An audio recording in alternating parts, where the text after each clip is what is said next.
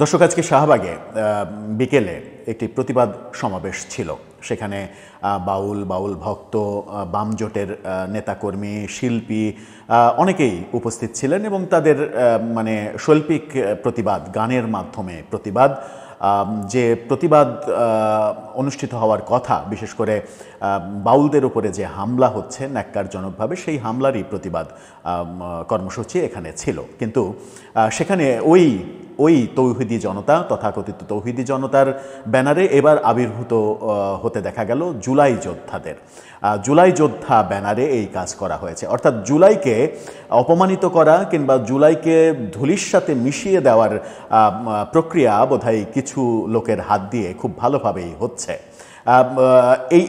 এই যে আক্রমণ হলো সেখানে সমাবেশে, যেখানে শিল্পীরা, কৃষ্ণকলির মতো শিল্পী, তারকা শিল্পীরাও যেখানে উপস্থিত ছিলেন, সেখানে কৃষ্ণকলি ঠিক কথা বলতে যাবেন, তাকে আহ্বান জানানো হচ্ছে, ঠিক সেই মুহূর্তে সেখানে হামলা, ব্যানার, মঞ্চ ভাঙচুর এবং দুই পক্ষের মধ্যে সংঘর্ষের ঘটনা ঘটেছে। কিন্তু মজার ব্যাপার হচ্ছে, পুলিশ বলছে তারা কিছুই জানে না।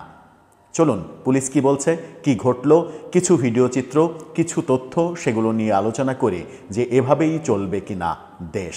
থাকবেন পলিটিক্স টিভির নিয়মিত আয়োজনে।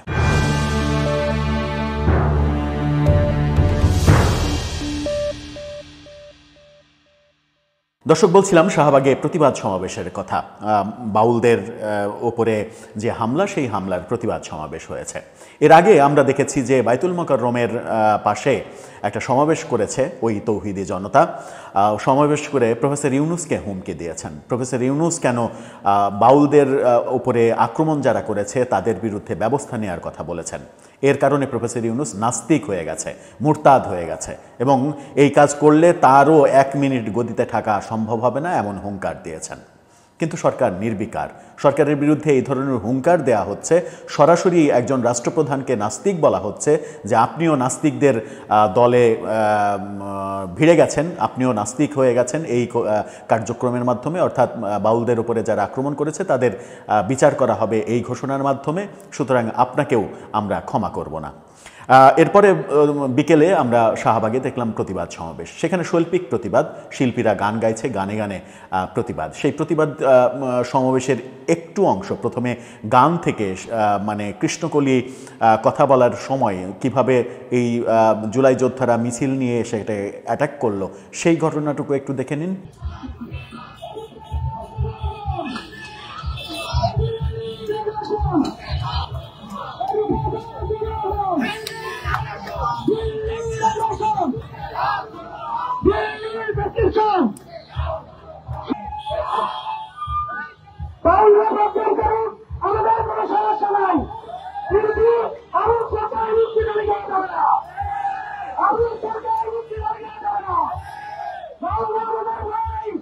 ওই ঘটনা একসময় সংঘর্ষের রূপ নেয় এবং সংঘর্ষের রূপ নিয়ে দুই পক্ষের হাতাহাতি, মঞ্চ ভাঙা, এই কাজগুলো, এই সংঘর্ষের ব্যাপারগুলো একটু দেখে নিন।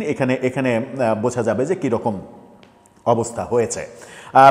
শেষ পর্যন্ত যেটা হয়েছে সেটা হচ্ছে যে এই সংঘর্ষের ফলে, সাংঘর্ষিক পরিস্থিতির ফলে মঞ্চ ভেঙে ফেলা হয়েছিল। সেই মঞ্চ আবার তৈরি করে সেখানে বাম জোটের নেতাকর্মীরা অবস্থান নিয়ে সেই অনুষ্ঠানটা শেষ পর্যন্ত সফল করেছেন। এটা একটা পজিটিভ দিক যে আক্রমণের শিকার হয়েও সেখান থেকে তারা ভয়ে পালিয়ে যাননি, আবারও সেই অনুষ্ঠানটা করেছেন। কিন্তু ঘটনাগুলো কি ঘটলো, বিডি নিউজ 24-এর শিরোনামটা দেখলেই আপনারা বুঝতে পারবেন। সেখানে বলা হচ্ছে যে বাউলের উপরে হামলা, শাহবাগে প্রতিবাদে অনুষ্ঠানে বাধা, হাতাহাতি। এই ব্যাপারে তারা বলছে যে এই বিকাল 5টার দিকে সম্প্রীতি যাত্রা নামে একটি সংগঠনের সেই অনুষ্ঠানে হাতাহাতি হয়েছে, ভাঙচুর করা হয়েছে অনুষ্ঠানের ব্যাকড্রপ। শাহবাগ পাবলিক লাইব্রেরির সামনে গানের আর্তনাদ নামে অনুষ্ঠান চলছিল, নামই দেয়া হয়েছিল গানের আর্তনাদ, এবং সেখানে শিল্পীরা গানও গেয়েছেন। আয়োজকদের দাবি জুলাই মঞ্চের আমি জুলাই যোদ্ধা বলেছি, এটা হচ্ছে জুলাই মঞ্চ। জুলাই মঞ্চ হবে, জুলাই মঞ্চের ব্যানারে যুবকরা মিছিল নিয়ে এসে বাধা দেন, তারা অনুষ্ঠান বন্ধ করতে বলেন, বাউল আবুল সরকারের বিরুদ্ধে স্লোগান দিতে থাকেন। এক পর্যায়ে দুই পক্ষের মধ্যে উত্তেজনকর পরিস্থিতি সৃষ্টি হয়, হাতাহাতি, ভাঙচুর, এটা ওটা সব কিছু হয়। মজার একটা ব্যাপারও দেখেছি একটা ভিডিও চিত্রে, সেখানে হচ্ছে যে ওই জুলাই মঞ্চের ব্যানারে যারা এসেছিল তারা যে রিকশায় মাইক নিয়ে এসেছিল, সেই রিকশা থেকে মাইকটা ছিঁড়ে খুলে ফেলে দিতেও দেখেছি আমরা এই প্রতিবাদ অনুষ্ঠান যারা করেছে বাম জোটের নেতাকর্মীরা তাদেরকে। এটা একটা ভালো দিক যে ওরা শক্তি প্রয়োগ করতে এসে কালচারাল শক্তির কাছে পেরে ওঠেনি, না পেরে উঠে সেখান থেকে পালাতে বাধ্য হয়েছে। আয়োজকদের একজন শিল্পী বিথি ঘোষ তিনি বলেছেন, আমাদের আয়োজন শুরু হয়েছে, আলাপ চলছে, এমন সময় জুলাই মঞ্চের নাম দিয়ে একদল এসে আমাদের অনুষ্ঠানে আপত্তি জানান, পেছনে ব্যাকড্রপ ভেঙে দেন। এখানে তারা হাতাহাতি ধাক্কাধাক্কি করেন, কিন্তু আমরা কোনো ধরনের ধাক্কাধাক্কিতে যাইনি। আমরা তাদেরকে বলেছি আমাদের কাজটা আমাদের করতে দেন, আপনারা আপনাদের মতো কর্মসূচি পালন করেন। পরে ওনারা চলে গেলে অনুষ্ঠান আবার শুরু হয়। শাহবাগ থানার সামনে এবং পুলিশের উপস্থিতিতে এই ঘটনা ঘটে, এরকম অভিযোগ হয়। জাদুঘরের সামনে তো শাহবাগ থানার একেবারে সামনে, জাস্ট রাস্তার ডিভাইডারটা পার হলেই শাহবাগ থানার গেট। অথচ পুলিশের ওসি তিনি বলেছেন বিডি নিউজ 24-কে, তিনি বলেছেন যে এই ধরনের কোনো খবর আমি পাইনি, কেউ অভিযোগ করেনি। যে কেউ যদি অভিযোগ করে তাহলে ব্যাপারটা খতিয়ে দেখা হবে।